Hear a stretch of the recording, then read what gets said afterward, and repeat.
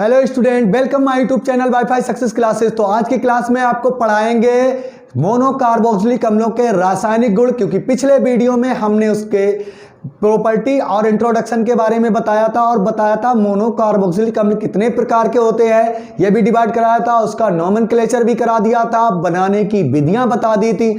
तो आज की क्लास में आपको पढ़ाया जाएगा मोनोकार्बोक्सिलिक अम्लों के रासायनिक गुण। तो रासायनिक गुण में सबसे पहले आपको जानना होगा कि मोनोकार्बोक्सिलिक अम्ल क्या होते हैं।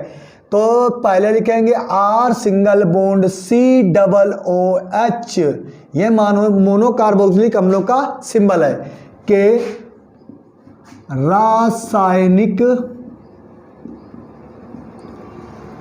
गुण। तो रासायनिक गुण इसके पढ़ने हैं और सबसे पहले जानना है कि इस समूह में ये अलग किया गया था, इस समूह में ऐसी क्या क्वालिटी है, क्या विशेषता है कि जो इसको एल्डिहाइड और कीटोनों से सेपरेट करके पढ़ाया जाता है, क्यों इसको अलग करके पढ़ाया जाता है। तो हम बताते हैं कि R single bond C double O H समूह में 5 गुण विद्यमान होते हैं। 5 गुणों का मतलब होता है कि R single bond C double O H, यही समूह है ना, इसमें 5 गुण कैसे विद्यमान होंगे तो बताते हैं। में एक सिंगल बॉन्ड ओ एच, क्या होता है, एक सिंगल बॉन्ड ओ एच समूह यानी कि हाइड्रोक्सी समूह होता है, कॉमा एक कार्बोनिल, ये होता है आपका जिसकी 2 वैलेंसी आसपास से छूटी होती हैं यानी कि पृथक रहती हैं और उस पर कार्बन पर एक डबल बॉन्ड से O जुड़ा होता है, यानी कि कीटोनिक ग्रुप को हम कहते हैं कार्बोनिल ग्रुप। कितनी विशेषताएं हो गई, एक तो हाइड्रोक्सी ग्रुप प्रेजेंट है, दूसरा कार्बोनिल, कॉमा एक एल्किल, एल्किल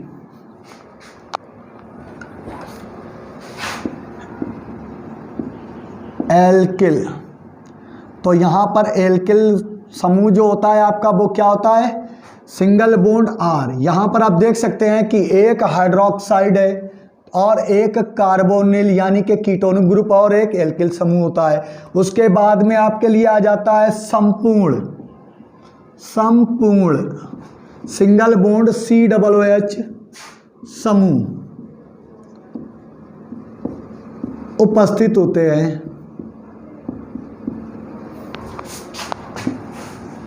हैं, देख लीजिए कि सबसे पहले आप जान लें कि कार्बोक्सिलिक समूह जो होता है यानी कि कार्बोक्सिलिक अम्ल जो होते हैं उनमें R single bond C double O H इसका फंक्शनल स्ट्रक्चर फार्मूला होता है, और जिसमें एक हाइड्रोक्साइड समूह तथा एक कार्बोनिल समूह और एक एल्किल समूह और एक संपूर्ण सी डबल ओ एच यानी कार्बोक्सी समूह उपस्थित होता है। ये निम्न 5 प्रकार की अभिक्रियाएं देते हैं। ये निम्न 5 प्रकार की रासायनिक अभिक्रियाएं देते हैं, रासायनिक अभिक्रियाएं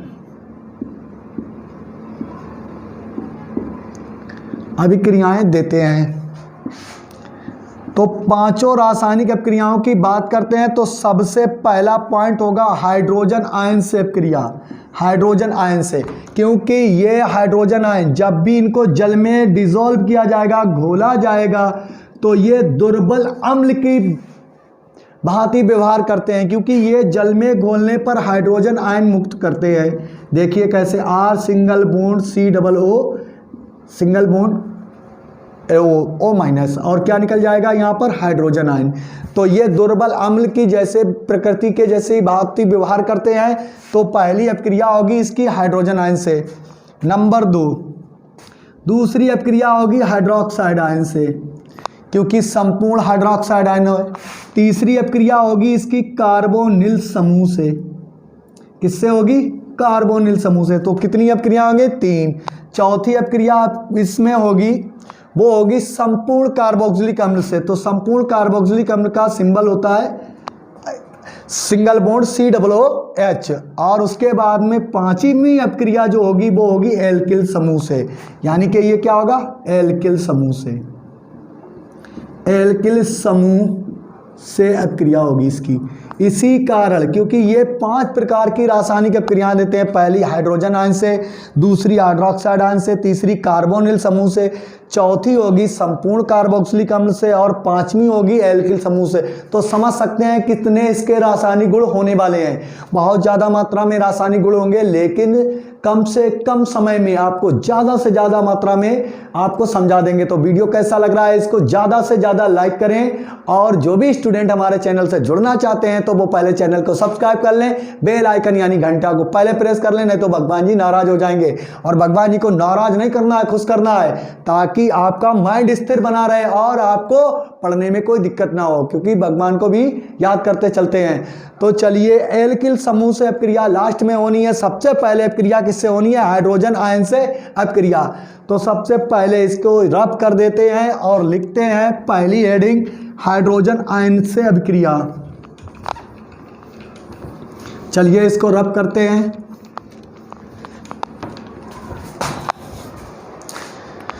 सबसे पहले ए हेडिंग डाल लें, कैपिटल ए डाल लें, हाइड्रोजन आयन।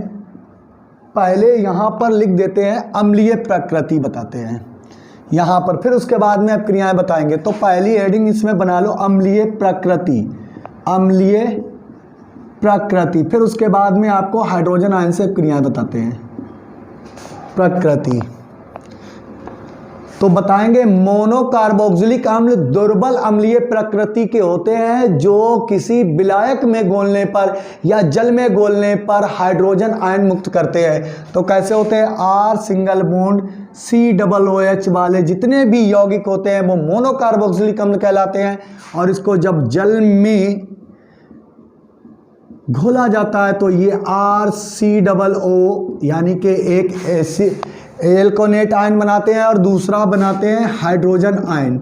इसी प्रकार से अगर आप यहाँ पर सिंबल ले लेंगे तो ये एसिटिक अम्ल हो जाएगा। और एसिटिक अम्ल दुर्बल प्रकृति का होता है, इसका नेचर दुर्बल अम्लीय प्रकृति का होता है, क्योंकि वे अम्ल दुर्बल क्यों होते हैं? वे अम्ल जो जल में घुलकर पूर्ण रूप से वियोजित नहीं होते हैं, यानी कि कंप्लीटली डिसॉल्व नहीं होते हैं, वो दुर्बल अम्ल कहलाते हैं। तो यहाँ पर दुर्बल एसिड की यही है कि CH3COOH में केवल ये हाइड्रोजन आयन पृथक होता है, जबकि ये हाइड्रोजन आयन कंप्लीटली डिसॉल्व नहीं होते हैं। तो यहाँ पर बन जाएगा CH3COO पर माइनस, और यहाँ पर हाइड्रोजन आयन, ये आपका बन जाएगा एसीटेट आयन।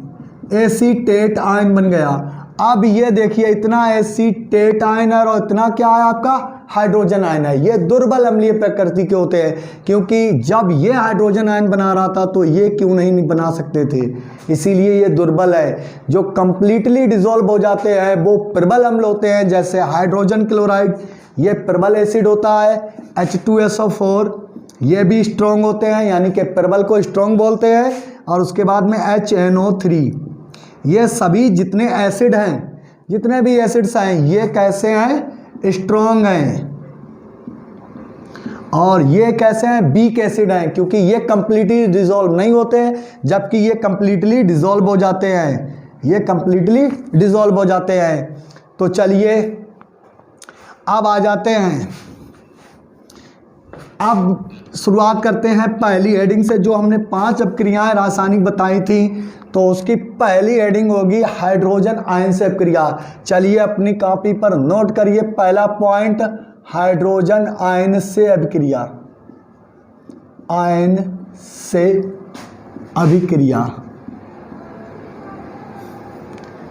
अभिक्रियाएं। तो हाइड्रोजन आयन से पहली अभिक्रिया में ए पॉइंट लिखेंगे हम, NaOH, Na2CO3, NaHCO3 से अभिक्रियाएं, से अभिक्रिया।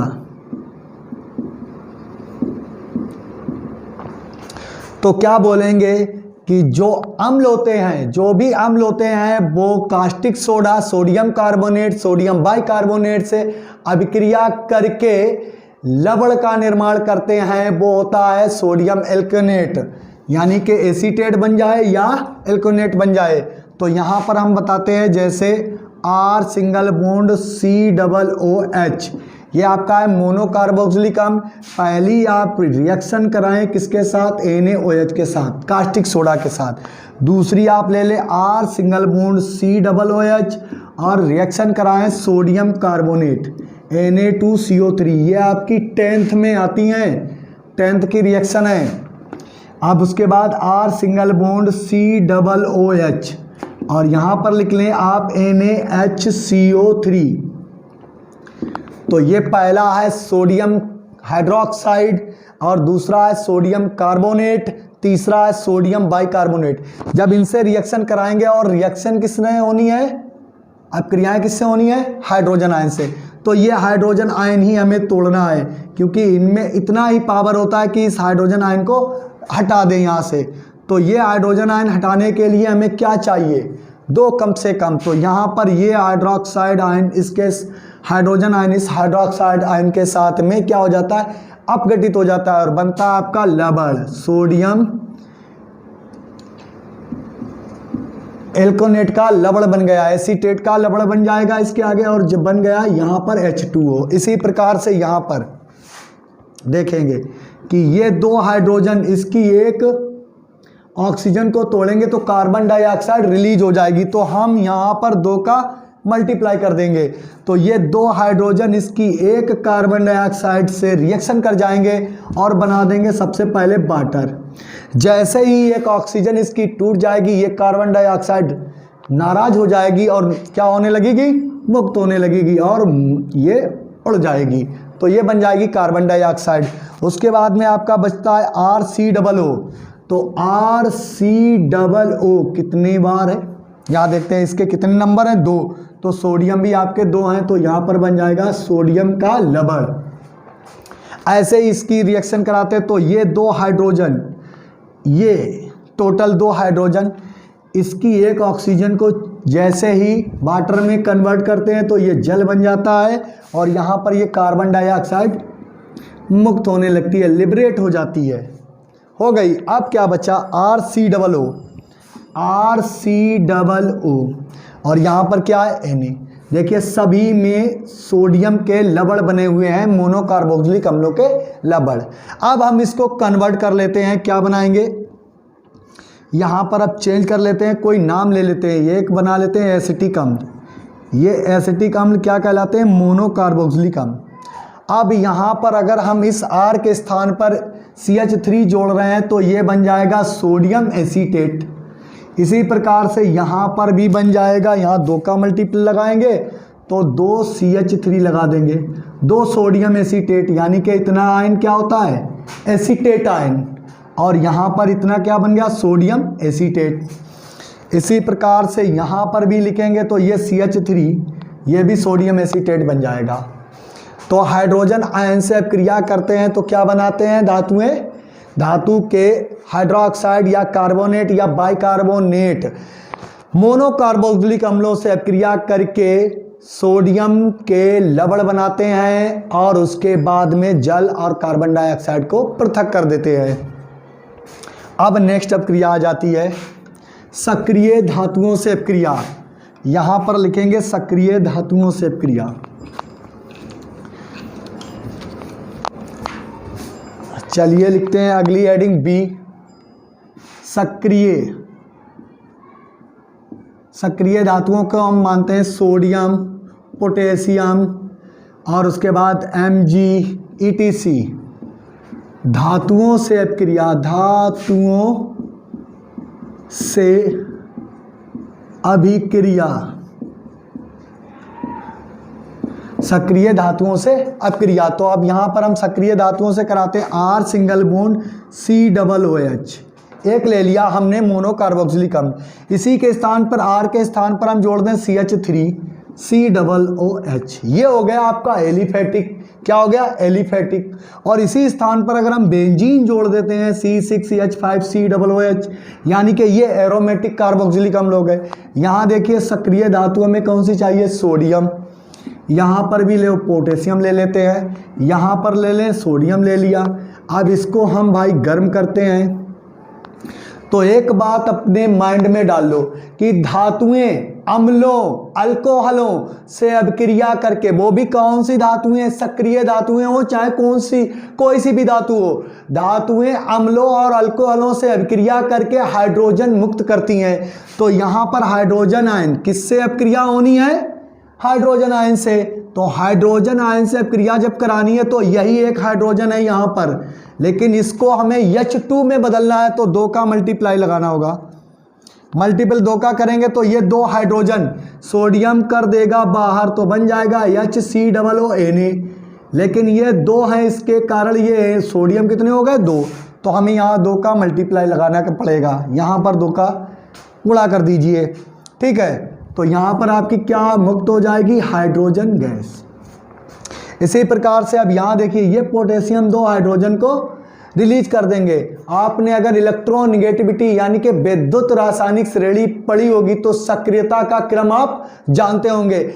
आप जाइए हमारे वीडियो में और पिछले वीडियो में देखिए विद्युत रासायन के चैप्टर में, जिसमें आपको मिलेगा पढ़ाया हुआ विद्युत रासायनिक श्रेणी। उसमें हमने एक एक पॉइंट को बारीक तरीके से बताया है विद्युत रासायनिक श्रेणी के बारे में, तो आप उसकी सक्रियता जान जाएंगे।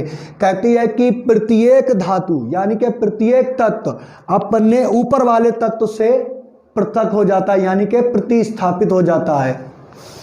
तो ये सोडियम हाइड्रोजन से ऊपर रखा गया, ये सोडियम की सक्रियता हाइड्रोजन से अधिक होती है तो ये इसको यहाँ से पृथक कर देता है। अब ऐसे ही पोटेशियम हाइड्रोजन से ऊपर है तो इसकी ताकत इससे ज़्यादा है, तो यहाँ पर बन जाएगा CH3COOK और 2 का मल्टीप्लाई करेंगे और हाइड्रोजन को अलग कर देंगे, तो इसका मीन्स है ये बन गया पोटेशियम एसीटेट।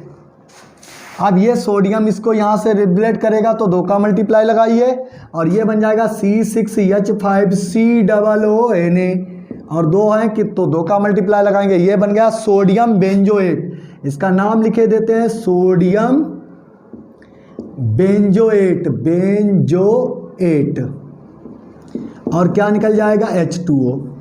ये इसका रूप है, ये इसका रूप लिखे और ये इसके हकीकत में यानी कि मोनोकार्बोक्सिलिक अम्ल इस प्रकार के होते हैं। तो पहला हमने एसिटिक अम्ल ले लिया एलिफैटिक में, और एरोमेटिक वो होते हैं जिनमें बेंजीन जुड़ी होती है। क्या जुड़ी होती है? बेंजीन। तो यहाँ पर बेंजीन वाला भी ले लिया, दोनों साथ में लेकर चल रहे हैं ताकि आपको दोनों तरीके आपको पता हो जाए कि यहाँ पर एलिफैटिक और एरोमेटिक दोनों साथ में बना सकते हैं।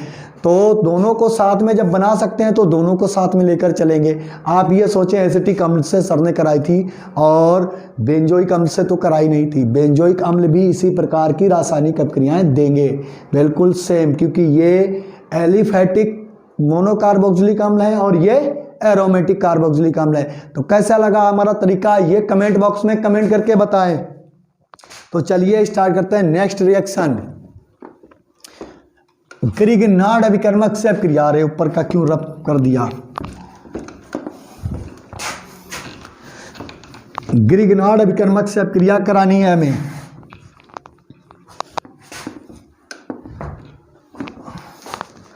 तो यहां पर पहले ए एडिंग को पूरा कंप्लीट कर लो। क्या कराएंगे? हाइड्रोजन आयन से अभिक्रियाएं। तो ये पहली अभिक्रिया थी, उसमें तीसरी एडिंग होगी RMgX ग्रिग्नार्ड अभिकर्मक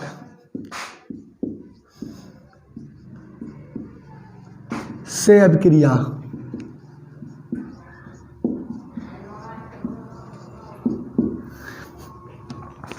तो RMgX से अभिक्रिया कराएंगे तो हमें किससे कराना है? मोनोकार्बोक्सिलिक अम्लों से। ये मोनोकार्बोक्सिलिक अम्ल का सिंबल हो गया।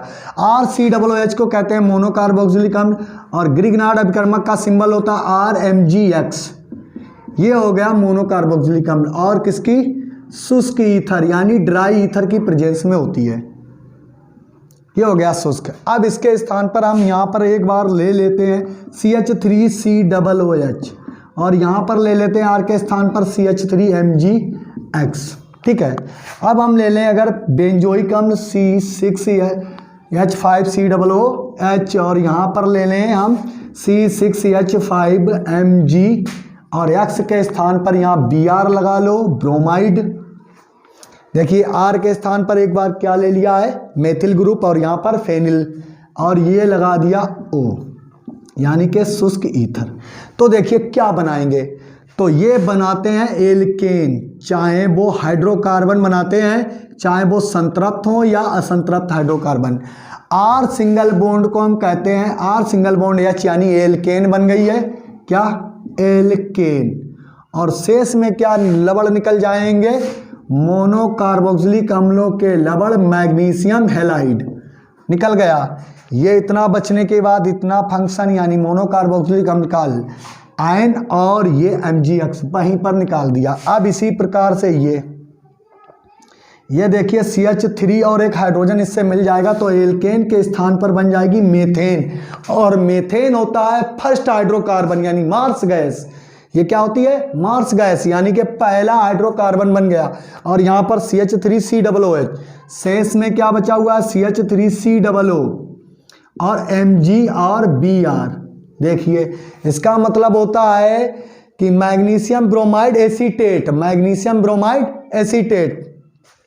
इसी प्रकार से यहाँ पर देखिए हम बेंजीन भी बना सकते हैं। हाइड्रोकार्बन की बात कर रहा है, चाहे वो संतृप्त बनेंगे चाहे वो असंतृप्त बनेंगे, क्योंकि हाइड्रोकार्बन केवल दो प्रकार होते हैं। कितने टाइप्स होते हैं हाइड्रोकार्बन्स के, ये आपसे पूछा जा सकता है। तो हाइड्रोकार्बन्स दो प्रकार के होते हैं केवल, एक संतृप्त होता है जिसमें एकल बंध होता है, दूसरा होता है असंतृप्त हाइड्रोकार्बन जिसमें डबल या ट्रिपल बॉन्ड होता है। तो ये बन जाता है आपका बेंजीन, और यहां पर निकल जाएगा CH3C6H5COO MgBr, यानी कि ये आपका बन गया है मैग्नीशियम ब्रोमाइड बेंजोएट। तो ये क्या हो गई है, ग्रिग्नार्ड अभिकर्मक से अभिक्रिया करके मोनोकार्बोक्सिलिक अम्ल क्या बनाते हैं, एल्केन, या बोलेंगे हाइड्रोकार्बन बनाते हैं। क्या बनाते हैं, हाइड्रोकार्बन।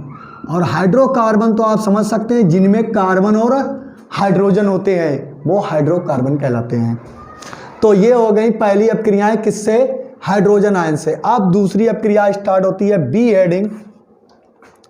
बी आपकी हेडिंग होगी सिंगल बॉन्ड OH आयन से अपक्रियाएं।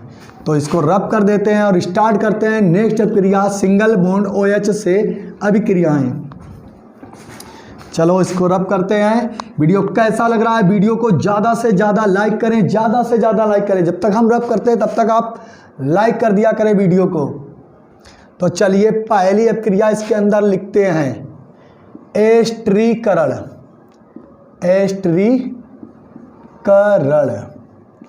एस्ट्रीकरण का मतलब होता है RC डबल बॉन्ड OCOOR-, यानी एस्टर का निर्माण। तो सबसे पहले हम एस्ट्रीकरण में करेंगे तो एस्टर का निर्माण होता है, तो अपक्रिया होती है एल्कोहलों से। R सिंगल बॉन्ड OH एल्कोहलों से। चलिए स्टार्ट करते हैं एल्कोहलों से पहली अपक्रिया में। तो RCOOH यानी कि मोनोकार्बोक्सिलिक अम्ल।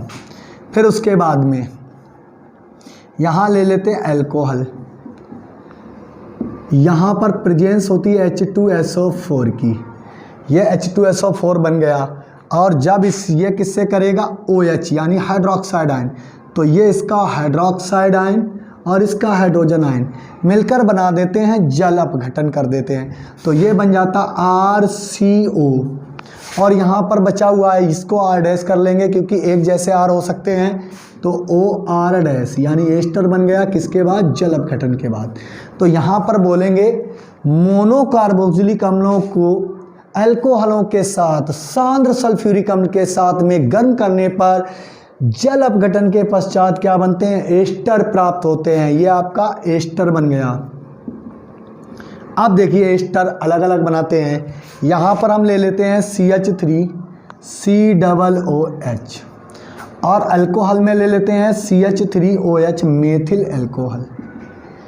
इसी की जगह पर हम ले लें C6H5 यानी एलिफेटिक लिया है तो भाई एरोमेटिक भी साथ में लेकर चलो, क्योंकि यहाँ कार्बोक्सिलिक अम्ल की बात बता रहा है, ये नहीं बता रहा है कि एलिफेटिक है या एरोमेटिक, तो दोनों को साथ में लेकर चलना है। तो यहाँ पर भी मेथिल अल्कोहल ले लीजिए।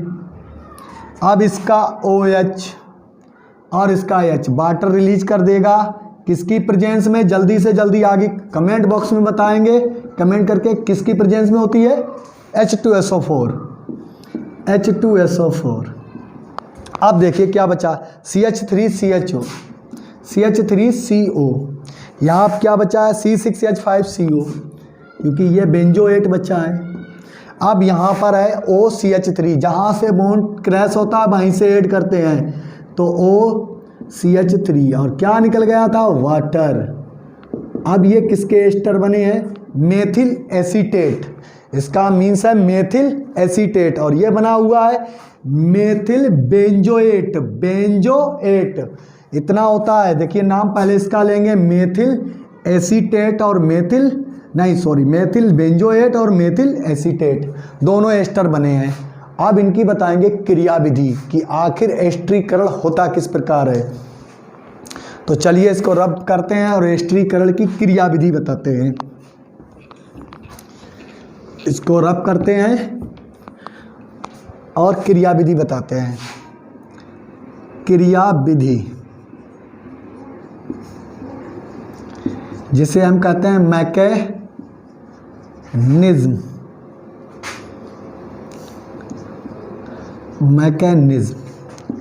तो क्रियाविधि में पहला पॉइंट क्या होता है, तो पहला लिखेंगे नंबर 1 कार्बोक्सी समूह का प्रोटोनीकरण, कार्बोक्सी समूह का प्रोटोनीकरण करना है। तो क्या होता है कि R single bond C double bond O single bond OH को जब हम H2SO4 के साथ में उपस्थिति में गर्म करते हैं तो हमारा सिंबल बन जाता है कि ये इस पर प्रोटॉन, इसका एक हाइड्रोजन आयन, इसको ऐसे लिख लें,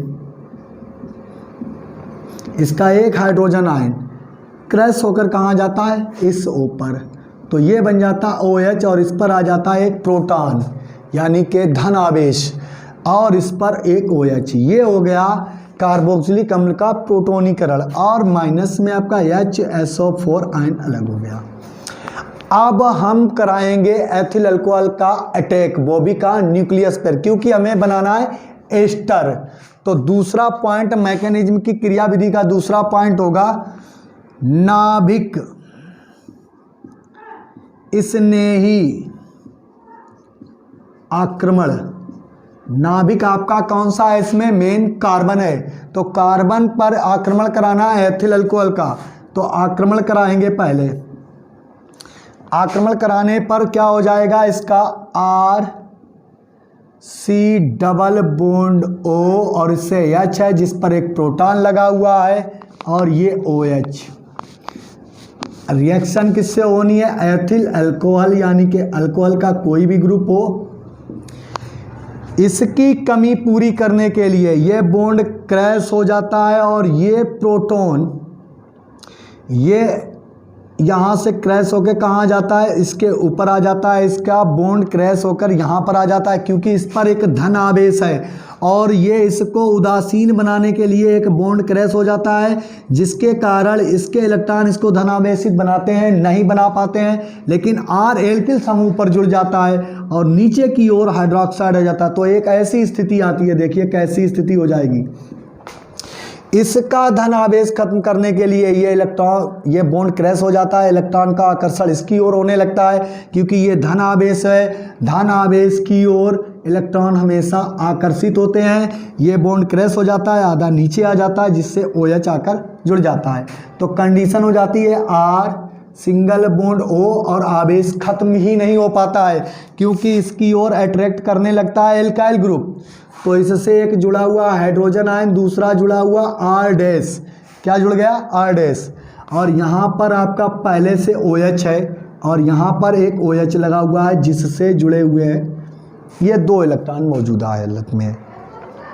अब आगे की कंडीशन क्या होती है, अब आगे की परिस्थितियों में इसका प्रोटॉन खत्म करने के लिए, इसका प्रोटॉन खत्म करने के लिए क्या करेगा, ये हाइड्रोजन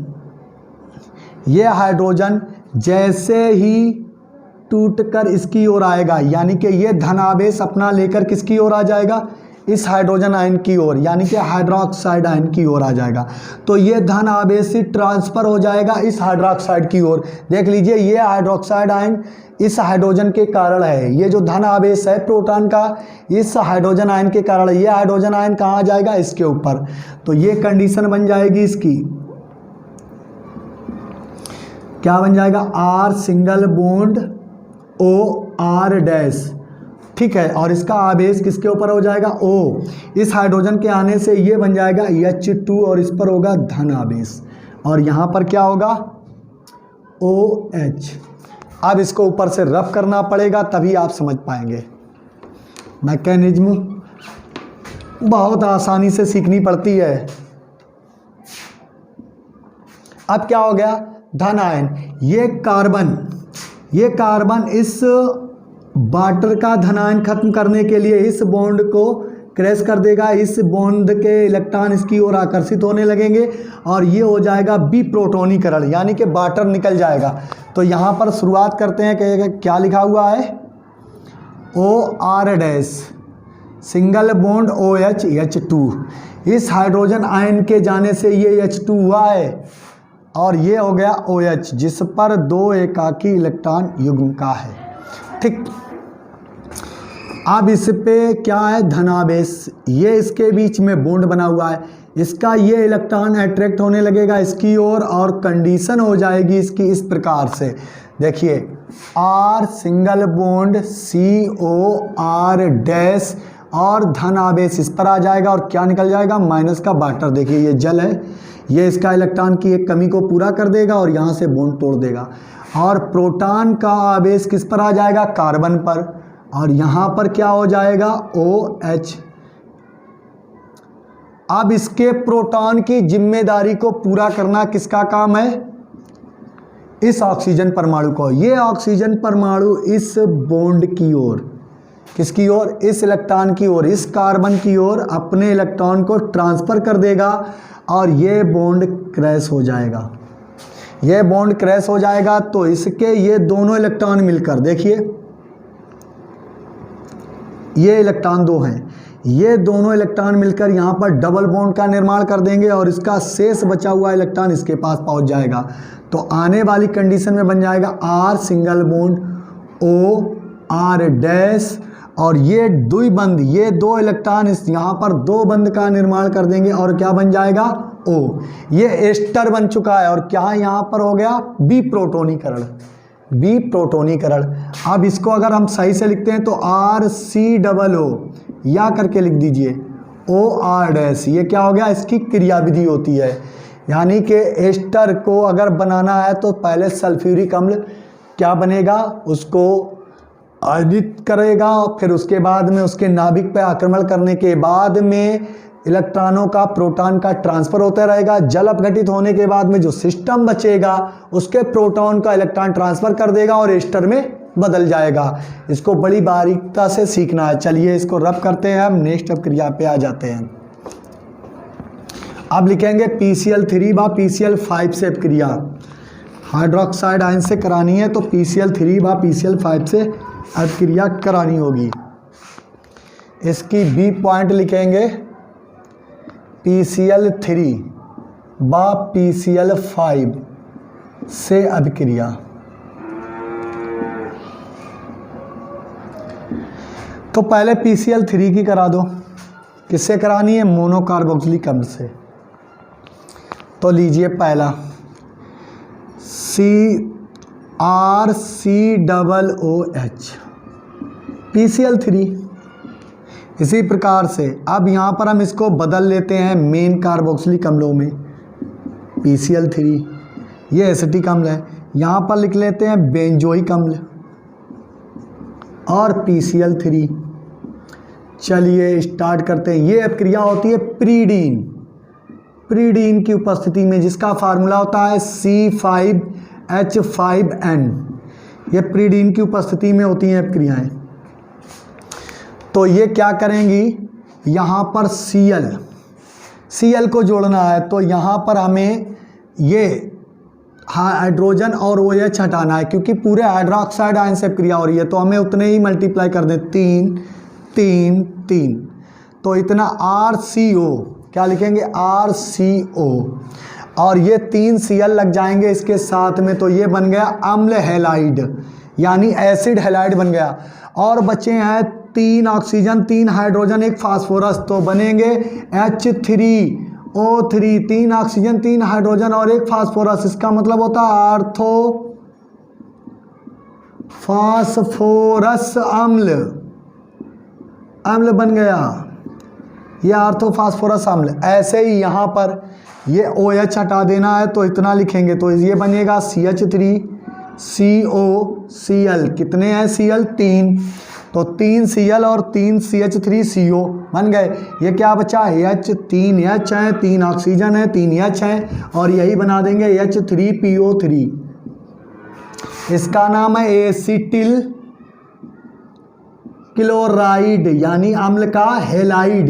ये है अम्ल का हेलाइड और ये है आपका अम्ल हेलाइड, क्योंकि यहाँ पर कार्बन नहीं दिए गए हैं, कार्बन नहीं दिए गए तो नाम नहीं लिख सकते आप, तो यहाँ पर इतने का लिखेंगे और ये इतना पृथक कर देंगे, तो बनेगा C6H5COCl, और यहाँ पर वही H3PO3 आपका बाहर हो जाएगा। इसका नाम है बेंजॉइल क्लोराइड, ये हो गया इसका बेंजॉइल क्लोराइड। इसी प्रकार से आप PCl5 से कराएंगे तो टुकड़ों में होगी। चलिए रब करते हैं इसको और आगे बढ़ते हैं, क्योंकि समय कम है, वीडियो ज़्यादा बड़ा ना हो और जल्दी से सीख जाएं और आसानी से सीखें आप। तो अब करेंगे PCl5 से, तो RCOOH और लिखेंगे PCl5। फिर आप इसके स्थान पर एसिटिकम ले लें, क्योंकि एलिफेटिक है ये PCl5। आप C6H5COOH PCl5, यहाँ अधूरा नहीं सिखाया जाता है, और किसकी प्रेजेंस में होनी है, C5H5 यानी कि प्रीडीन की प्रेजेंस में। फिर देखिए अब टुकड़ों में तोड़ेंगे, एक हाइड्रोजन इसका एक Cl लेकर चले जाएगा, RCO, और इसको एक क्लोराइड मिल जाएगा, तो ये बन जाएगा अम्ल हैलाइड, एक बन जाएगा HCl, बचा क्या आपका PCl3, और इसको एक O दे देंगे तो बन जाएगा POCl3, फास्फोरस ऑक्सी ट्राइक्लोराइड, क्योंकि यहाँ 3 बचे थे, एक किसने ले लिया, अम्ल हैलाइड के साथ चला गया, एक हाइड्रोजन क्लोराइड के साथ, PCl3 बचा था, ये ऑक्सीजन इसके साथ। अब ऐसा ही सबके साथ करिए, ये हाइड्रोजन इस Cl का एक तोड़ देगा, तो सबसे पहले Cl, एक Cl यहाँ इसको दे देंगे, कहाँ से बॉन्ड क्रैश हो रहा, OH से, क्योंकि अब क्रिया किससे होनी है, OH से। ऐसे ही OH से बॉन्ड क्रैश होना है, तो CH3CO, क्या लिखेंगे, CH3CO, और एक हैलोजन और इसको दे देंगे, यानी क्लोराइड, तो हो जाएगा एसिटिल क्लोराइड। बचा क्या, एक PCl3 बचा, उसको O दे देंगे तो POCl3 हो जाएगा। अब ये ऐसे ही यहाँ पर एक हाइड्रोजन इसके Cl को लेकर चला जाएगा और एक ये लेकर चला जाएगा, तो बन जाएगा C6H5COCl बेंजॉइल क्लोराइड, एक हाइड्रोजन क्लोराइड और एक POCl3। देख लीजिए कितने हैलोजन है, 5, एक यहाँ पर इसके साथ जुड़ गया, क्योंकि OH से अब क्रिया होनी है, इस OH से OH को हटाना है, इस OH को हटाना है, इस OH को, तो OH यहाँ पर एक ऑक्सीजन इधर आ गया, एक इधर, Cl कितने थे, 5, एक इसके साथ, एक हाइड्रोजन के साथ, और 3 वो अपने साथ में ही रखता, POCl3 बना देता। याद रखिए PO फास्फोरस पेंटा ऑक्साइड से क्रिया होगी तो ये 2 कंपाउंड जरूर बनेंगे, ये तो परमानेंट बनेगा, POCl3 ये तो जरूर बनता है। अगर ये बात याद रखेंगे तो आपकी ये अपक्रियाएं कभी गलत नहीं होंगी। तो चलिए नेक्स्ट अपक्रिया लिखते हैं, SOCl2 यानी थायोनिल क्लोराइड से अपक्रिया।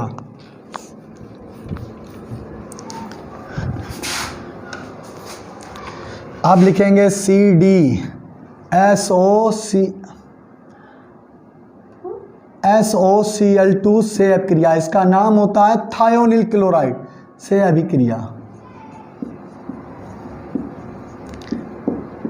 तो लिखेंगे R सिंगल बॉन्ड COOH, एक ले लीजिए आप CH3COOH, 3 आपको करा रहे हैं CH6CH5COOH, यहाँ पर SOCl2 प्लस SOCl2 करा दीजिए क्रिया प्रीडीन की उपस्थिति में C5H5N कराइए।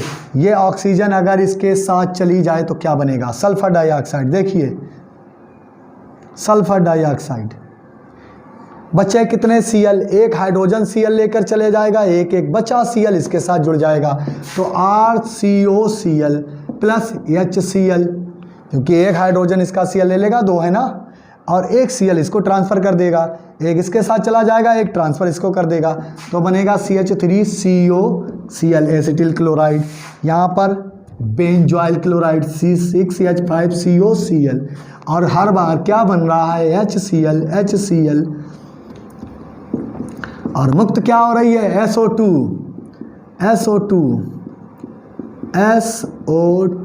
लीजिए, हो गया। क्या होता है? मोनोकार्बोक्सिलिक अम्लों की थायोनिल क्लोराइड से क्रिया कराते हैं तो क्या बनता है? अम्ल हेलाइड, यानी एसिटिल क्लोराइड, बेंजाइल क्लोराइड और HCl मुक्त हो जाता है, और सल्फर डाइऑक्साइड मुक्त होती है जब वो थायोनिल क्लोराइड से क्रिया करते हैं। अब आ जाती है नेक्स्ट क्रिया, निर्जलीकरण।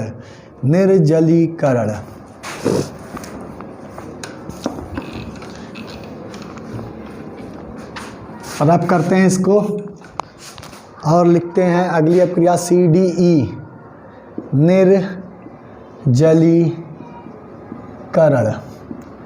निर्जलीकरण। तो P2O5 फास्फोरस पेंटाऑक्साइड की उपस्थिति में अम्लों का निर्जलीकरण कर दीजिए। ये मोनोकार्बोक्सिलिक अम्ल है, निर्जलीकरण हो जाएगा, तो एनहाइड्राइड बनेंगे RCO। देखिए RCO, एक ऑक्सीजन बची है, दोनों से जुड़ जाएगी और बन जाएगा H2O, हो गया निर्जलीकरण। इसका मतलब होता है एनहाइड्राइड। किसके साथ एनहाइड्राइड बनाते हैं तो बताते हैं। CH3COOH ले लीजिए, CH3COOH P2O5 की प्रेजेंस में क्रिया कराइए, क्या निकल जाएगा? जल। पन क्या गया? CH3CO और O, और क्या निकल जाएगा? जल। इसका नाम है एसिटिक, ऊपर लिख रहे हैं एनहाइड्राइड, एसिटिक एनहाइड्राइड, क्योंकि पहले केवल एनहाइड्राइड थे, अब एसिटिक अम्ल से बन के आए हैं तो एसिटिक एनहाइड्राइड हो गए। अगर बेंजीन से बनाए जाएंगे तो फेनिल एनहाइड्राइड या थैलिक एनहाइड्राइड बोलते हैं इनको, ठीक है। ये क्या हो गए? निर्जलीकरण। अब इसके बाद में लिखेंगे हम अमोनिया से अपक्रिया।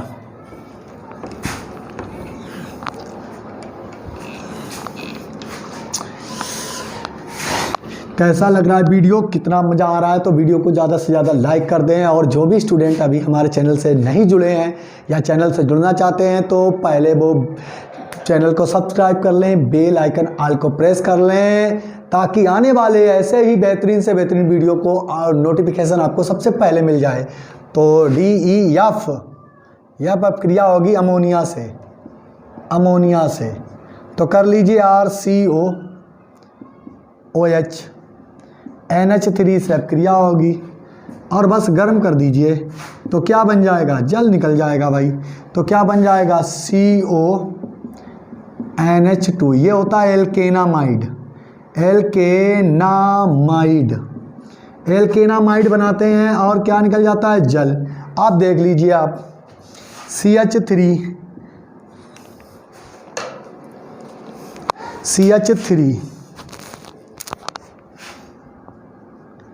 COOH ले लिया, अमोनिया के साथ रिएक्शन करानी है, करा दीजिए यहाँ से OH, क्योंकि OH से अपक्रिया हो रही है, इसका एक हाइड्रोजन ये बनेगा CH3CONH2, इसका नाम है एसिटामाइड,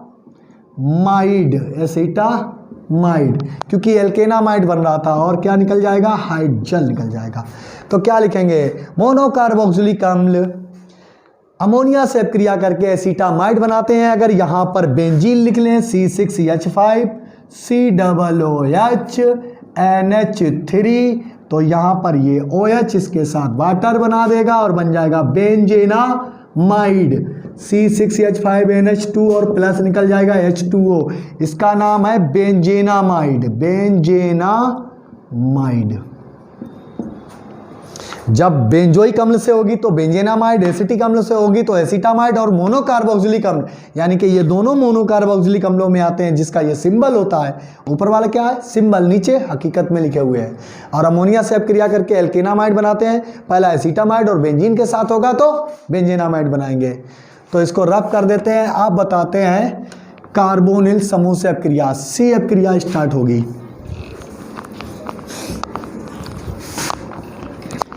इसको अब रब कर देते हैं और लिखेंगे सी अपक्रिया, सिंगल बॉन्ड COO से, इसका नाम है कार्बोनिल। लिख लो भाई, कार्बोनिल समूह से अभिक्रियाएं। तो कार्बोनिल समूह से अपक्रियाएं पहली होगी नंबर 1 अपचयन। अपचयन, तो कार्बोनिल समूह का अपचयन कराना है तो पहला अपचयन करा लीजिए आप। एक ही अपचयन कराएंगे, लिथियम एल्यूमिनियम हाइड्राइड से करा दीजिए, या निकिल धातु की प्रेजेंस में कराइए, या पैलेडियम कराइए। तो इसका अपचयन कराएंगे OH, और किसकी प्रेजेंस में होगा? Lithium aluminium hydride. और ऐसी कंडीशन में क्या होता है कि हाइड्रोजन देते हैं हम। अपचयन हमेशा हाइड्रोजन के साथ में होता है, और हाइड्रोजन को लिखो H2। इतने हाइड्रोजन देने हैं कि इसकी ऑक्सीजन छीन लें और इसके साथ तो 4 कर लीजिए, तो ये 2H2O की जगह पर H2O बन जाएगा। तो ये बन गया H2O। कितने हाइड्रोजन है? 4। 2 हाइड्रोजन यहीं पर जुड़ जाएंगे तो CR, और ये हो जाएगा 2 हाइड्रोजन बाई C के साथ जुड़ जाएंगे तो बन जाएगा RCH2 सिंगल बॉन्ड OH, यानी कि एल्कोहल। एल्कोहल बनाते हैं, यानी कि मोनोकार्बोक्सिलिक अम्लों का लिथियम एल्यूमिनियम हाइड्राइड की उपस्थिति में अपचयन कराने पर एल्कोहल प्राप्त होते हैं। देखिए कैसे, CH3C डबल बॉन्ड OH है, अपचयन करा दीजिए, 2H2O ले लीजिए, ये 2 हाइड्रोजन इसकी एक ऑक्सीजन के साथ रिएक्ट कर जाएंगे और बना देंगे वाटर। अब बचा CH3 और 2 हाइड्रोजन इसी के साथ जुड़ जाएं तो CH3 CH2OH, यानी कि एथिल एल्कोहल। एथिल एल्कोहल बन गया। आपके भेजे में ठोक देंगे रिएक्शन को, आप देखते ही करने लगेंगे। ऐसा कर देंगे कि आपके दिमाग से कभी निकल ही नहीं सकती। ये कोई 50 रुपए वाला मामला नहीं है, यहाँ पर फ्री का मामला है, फ्री में ज्ञान दिया जा रहा है। तो आपको रिएक्शन को इस प्रकार से करना है कि देखते ही आप समझ जाएं। जैसे नेक्स्ट रिएक्शन करेंगे तो बेंजोइक अम्ल को कराना है अपचयित, तो क्या कराएंगे? लीजिए, हो गया। अब उसके बाद में अपचयन करा दीजिए बेंजोइक अम्ल का। देखिए ये क्या हो जाएगा? वाटर निकल जाएगा। अपचयन में ऑक्सीजन का ह्रास होता है और हाइड्रोजन का योग होता है। ऑक्सीजन छोड़ी जाती है, हाइड्रोजन ली जाती है, ऑक्सीजन छोड़ दी जाती है। तो ये 2 हाइड्रोजन इसी के साथ जुड़ जाएंगे तो ये बन जाएगा C6H5CH2OH, यानी बेंजिल एल्कोहल। इसका नाम है बेंजिल एल्कोहल। ये फिनोल नहीं है, क्योंकि इसमें क्या है, इस प्रकार से है। फिनोल का मीन्स होता है ऊपर टॉप पर OH जुड़ा होना, लेकिन यहाँ पर एक एल्किल श्रृंखला जुड़ी हुई है OH, तब ये है। तो ये है बेंजिल एल्कोहल, और वाटर अलग हो जाता है। अब इसके बाद में नेक्स्ट अपक्रिया कराएंगे इसकी दूसरी, और ये खत्म हो जाएगा। चलिए इसको रब किया है, अब B एडिंग डालेंगे, hydrogen cyanide by sodium hydrogen sulphide से अभिक्रियाएं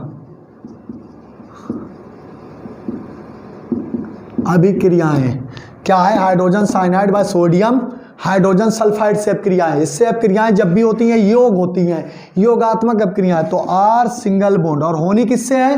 कार्बोनिल समूह से। OH से हमें कोई लेना देना नहीं, एल्किल समूह से कोई लेना देना नहीं। किससे करानी है? हाइड्रोजन साइनाइड से। अब कोई भी आप यहाँ पर अल्कोहल ले सकते हैं, क्योंकि आप सीख चुके हैं ये बॉन्ड टूट जाएगा, ये हाइड्रोजन ऊपर OH बना देगा, यहाँ पर H बना देगा, तो क्या बन जाएगा? OH OH। ये क्या बन गया है?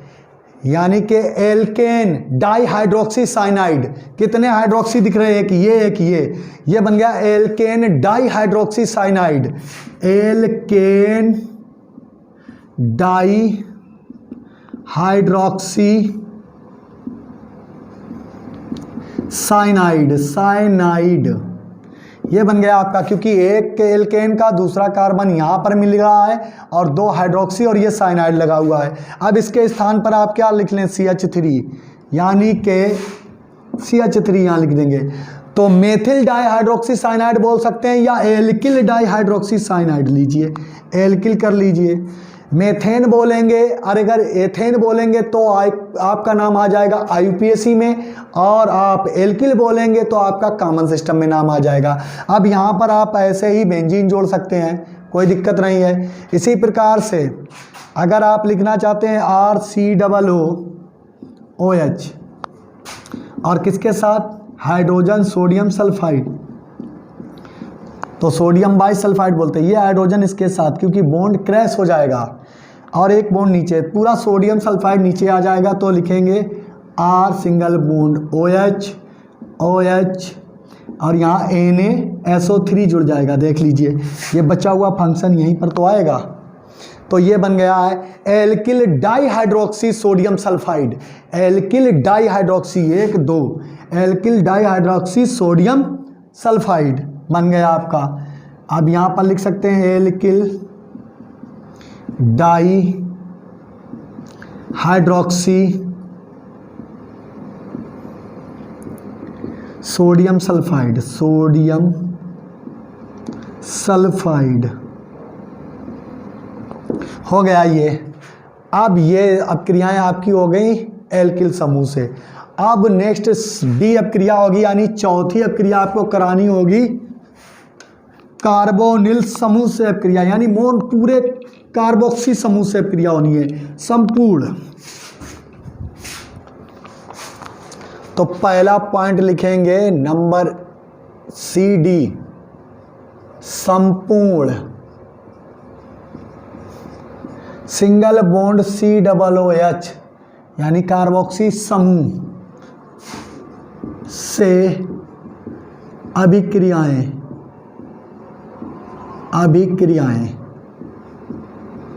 तो पहला इसमें काम कर लो नंबर 1 B कार्बोक्सिलीकरण, यानी इसकी कार्बन डाइऑक्साइड को छीनना है। B कार्बोक्सीकरण,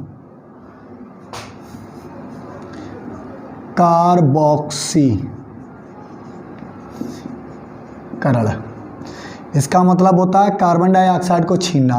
तो RCOOH यानी कि मोनोकार्बोक्सिलिक अम्ल है, इसका B कार्बोक्सिलीकरण कर दें तो कास्टिक सोडा की प्रेजेंस में थोड़ा सा कैल्शियम ऑक्साइड ले लें और इसका आसवन कर दें। क्या कर दें?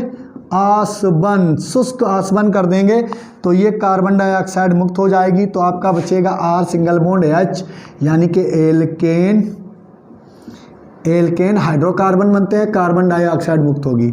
इसका मतलब ही है कार्बन डाइऑक्साइड को हटा देना, उड़ा देना। तो क्या करेंगे? सोडियम हाइड्रोक्साइड और कैल्शियम ऑक्साइड की उपस्थिति में मोनोकार्बोक्सिलिक अम्लों का B कार्बोक्सिलीकरण कराने पर एल्केन प्राप्त होती है। अब देख लीजिए, ले लीजिए, यहाँ पर हो गया। अब इसके साथ में हम इसी की उपस्थिति करा दें तो ये इसको छीन लेगा। तो यहाँ पर क्या बनेगा? CH3 था और एक हाइड्रोजन मिलने से ये CH4 बन जाएगा। एल्केन अब हो गया मेथेन और क्या बन जाएगा? और कार्बन डाइऑक्साइड मुक्त हो जाएगी। इसी प्रकार से C6H5 COOH हो अगर तो भी इसी की प्रेजेंस में गर्म कर दें और ये कार्बन डाइऑक्साइड मुक्त हो जाएगी। अब एल्केन की जगह पे आ गया बेंजीन, ये कार्बन डाइऑक्साइड मुक्त। लीजिए कितनी आसान होती हैं। B कार्बोक्सिलीकरण हमने कराया है, B कार्बोक्सिलीकरण कराया है, किसके साथ में कराया है? कास्टिक सोडा और कैल्शियम ऑक्साइड की उपस्थिति में।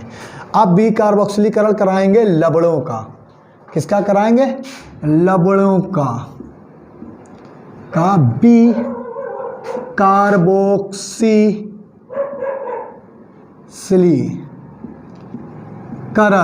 बी कार्बोक्सिलीकरण किसका कराना है?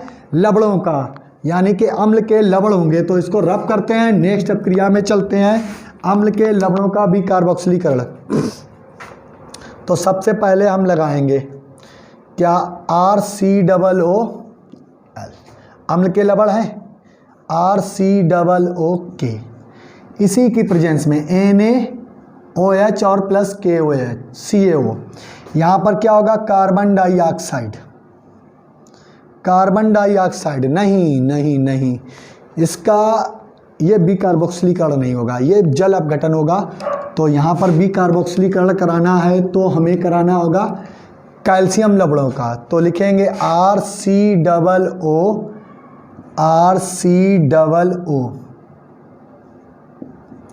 Ca।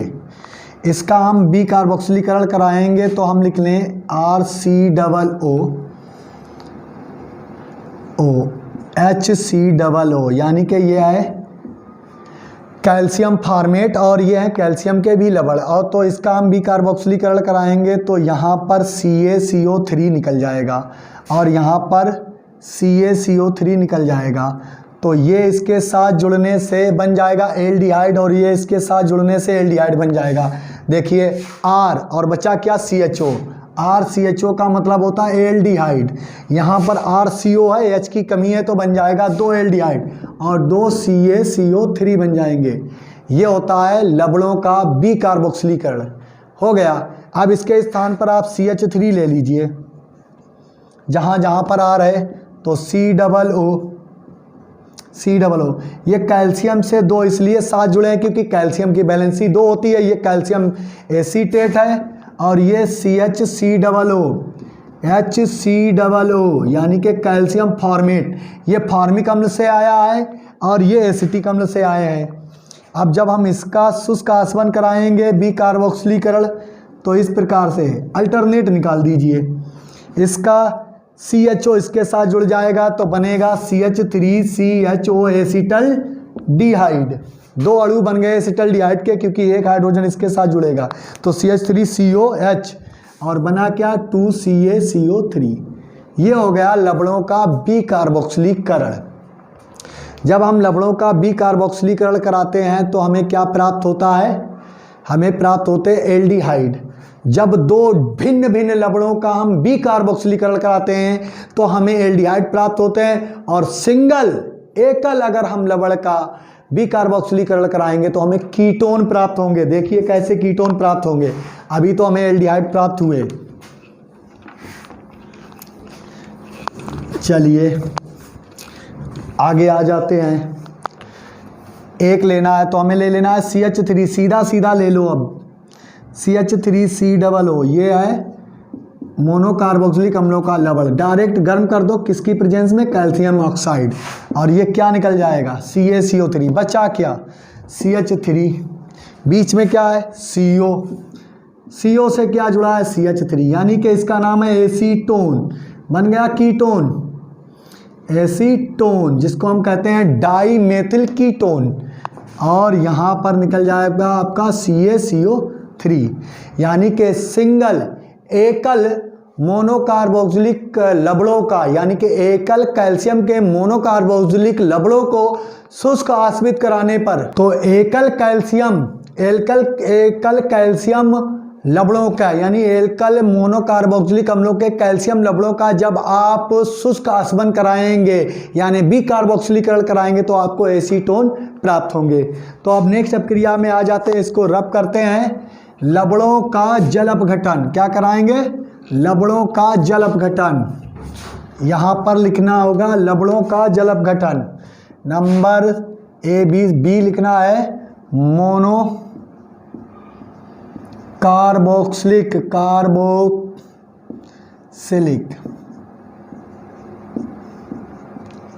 लवणों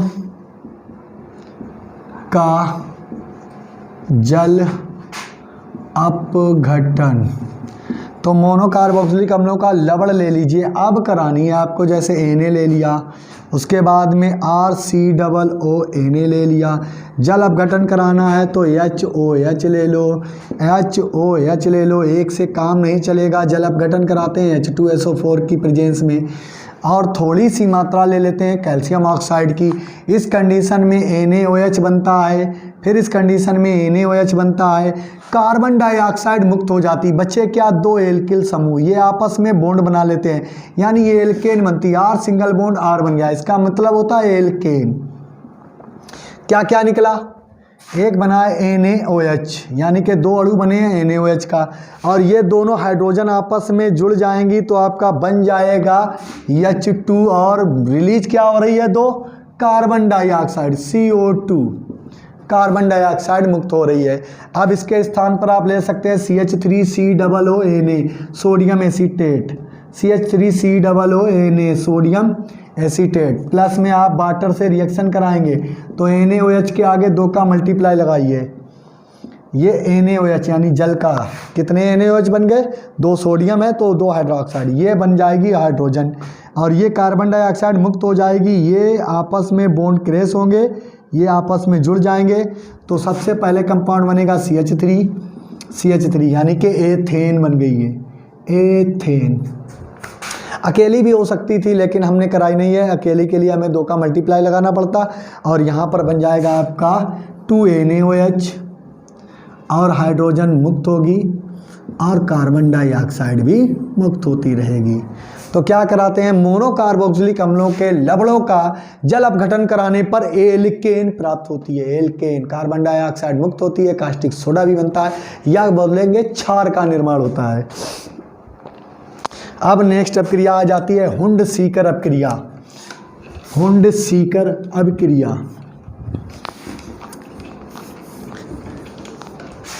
लिखेंगे अगला पॉइंट ABCD जो भी हो, हुंड, तीसरा होगा ABCD, C होगा हुंड-सीकर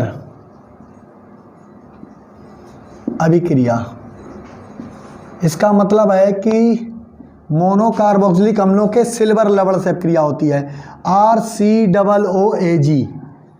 इसकी अपक्रिया होगी है हैलोजन से, यानी कि आप ब्रोमीन से करा दें, ब्रोमीन से कराने पर आप किसके साथ कराएंगे, CCl4 की उपस्थिति में लगभग 400 डिग्री सेंटीग्रेड के तापमान पर गर्म करिए, तो सबसे पहले आपका निकल जाएगा AgBr, यानी कि सिल्वर के लवणों को ब्रोमीन के साथ कार्बन टेट्राक्लोराइड की उपस्थिति में 400 डिग्री सेंटीग्रेड के तापमान पर गर्म करेंगे तो कार्बन डाइऑक्साइड मुक्त हो जाएगी, और ये ब्रोमीन बचा हुआ इस R के साथ जुड़ जाएगा, तो RBr, R single bond Br, ये होते हैं हेलो एल्केन, हेलो एल्केन बन गया, और क्या निकल गया AgBr, और क्या आपके साथ में निकलती रहेगी, कार्बन डाइऑक्साइड। अब आप चाय बना लीजिए, देखिए CH3COOH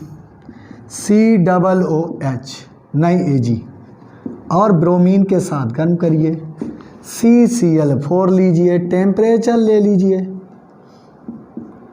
ये लीजिए, ये AgBr पृथक एक ब्रोमाइड यहाँ लग जाएगा, ये कार्बन डाइऑक्साइड मुक्त, तो बन जाएगा CH3Br। इसका मतलब है मेथिल ब्रोमाइड या ब्रोमोमेथेन ब्रोमाइड, और AgBr, और क्या, कार्बन डाइऑक्साइड मुक्त। ये हो गई हुंड-सीकर अपक्रिया। अब दूसरी बताते हैं, आप बताएंगे सिमिट अपक्रिया, इसको रब करिए, सिमिट अपक्रिया। डायरेक्ट कोई ना कोई मोनोकार्बोक्सिलिक अम्ल लेंगे, ABCDE, D लिखना होगा, सिमिट अभिक्रिया। सिमिट अपक्रिया में क्या करना होगा, हाइड्रोजोइक अम्ल, इसका मतलब होता है N3H, मोनोकार्बोक्सिलिक अम्ल ले लीजिए, CH3COOH, ये मोनोकार्बोक्सिलिक अम्ल है, हाइड्रोजोइक अम्ल के साथ गर्म करेंगे H2SO4। तो इसको जैसे ही हम गर्म करते हैं तो 2 नाइट्रोजन, यहाँ से 3 है ना, इसको सही से अभी लिखते हैं, ये अमोनिया नहीं है, ये N3H है, 2 नाइट्रोजन यहाँ से, और ये कार्बन डाइऑक्साइड मुक्त हो गई, तो N2 + CO2, कितने नाइट्रोजन है, 3, तो बचा क्या, NH, एक हाइड्रोजन इसके साथ मिल जाएगा तो बनेगा CH3NH2 यानी कि प्राथमिक अमीन। क्या बनेंगे, प्राथमिक अमीन, प्राथमिक अमीन बनते हैं। जब सिमिट अपक्रिया में मोनोकार्बोक्सिलिक अम्लों को हाइड्रेजोइक अम्ल, इसका नाम भी लिख देते हैं हाइड्रेजोइक अम्ल, हाइड्रेजोइक अम्ल के साथ में गर्म करते हैं तो नाइट्रोजन और कार्बन डाइऑक्साइड मुक्त होती है और प्राथमिक अमीन प्राप्त होते हैं। चाहे वो मेथिल अमीन हो, चाहे वो फेनिल अमीन हो, चाहे एथिल अमीन हो, चाहे प्रोपिल अमीन हो, जितने बड़े भी अमीन, लेकिन अमीन सिंगल होना चाहिए, पहले कार्बन से जुड़ा होना चाहिए, तो प्राथमिक अमीन प्राप्त होते हैं। अब आ जाती है DABCDE यानी एल्किल समूह से अपक्रिया। 5वीं अपक्रियाएं होनी है और एक ही अपक्रिया बतानी है। ई अपक्रिया होनी है एल्किल समूह यानी सिंगल बॉन्ड R, जो मोनोकार्बोक्सिलिक R रह गया इससे समूह से अभिक्रियाएं, तो पहली लिखना है, हम लिख लेते हैं R single bond CH2 single bond COOH। ये केवल हैलोजिनेशन देते हैं। इनकी अपक्रिया किसी भी क्लोरीन से करा देंगे तो ये बनाते हैं मोनोकार्बोक्सिलिक अम्ल। तो इसको हम गर्म कर देंगे CCl4 की उपस्थिति में या आयरन की उपस्थिति में। ठीक है, तो अल्फा, ये देखिए ग्रुप के बाद यानी कि कोई भी फंक्शनल ग्रुप लगा हो उस कार्बन के बाद जो पहला कार्बन होता है अल्फा, ये होगा बीटा, अगर इससे आगे लगा होगा तो गामा। तो ये अल्फा वाले से एक हाइड्रोजन लेता है तो बनाता है RCHC, एक Cl बचा हुआ अल्फा कार्बन पर लग जाएगा COOH यानी कि अल्फा मोनोकार्बोक्सिलिक अम्ल। इसका मीन्स है अल्फा मोनोकार्बोक्सिलिक एसिड। अब इसी प्रकार से अभी एक हाइड्रोजन और है, इसके आगे रिएक्शन दोबारा कराते हैं, क्लोरीन डालते हैं तो एक हाइड्रोजन ये और इसका एक क्लोरीन, यहाँ पर -HCl लिखिए, HCl हो जाएगा। इसका एक हाइड्रोजन, इसका एक क्लोरीन, पुनः HCl बनाएगा और ये फिर लग जाएगा ऊपर शेष बचा हुआ। तो ये R single bond Cl single bond Cl COOH, तो ये बन जाएगा alpha comma alpha di monochloro लिखना था, मोनोक्लोरो। अब यहाँ हो जाएगा डाइक्लोरो कार्बोक्सिलिक एसिड, ये बन गया आपका। तो ये अपक्रियाएं थी मोनोकार्बोक्सिलिक अम्लों के, बहुत रासायनिक गुण थे तो आपको इसमें सिमट गए हैं। अब आएगा आपका फॉर्मिक अम्ल, बस एक वीडियो और बनेगा, फिर उसके बाद में आपका सबसे लास्ट चैप्टर जो रासायनिक अपक्रियाओं से है, अमीन यानी नाइट्रोजन युक्त कार्बनिक यौगिक। तो कैसा लगा ये वीडियो, ये कमेंट बॉक्स में कमेंट करके बताएं। जो भी स्टूडेंट हमारे चैनल से जुड़ना चाहते हैं तो वो पहले चैनल को सब्सक्राइब करके बेल आइकन ऑल को प्रेस कर लें ताकि आने वाले वीडियो के जो भी नोटिफिकेशन आपको सबसे पहले मिले। तो वीडियो को ज़्यादा से ज़्यादा लाइक करें और ज़्यादा से ज़्यादा शेयर करें, ज़्यादा से ज़्यादा शेयर करें। तो मिलते हैं नेक्स्ट वीडियो में अगले टॉपिक के साथ, उसमें कर देंगे द फेनेस कार्बोक्सिलिक एसिड। जब तक के लिए बाय बाय, धन्यवाद।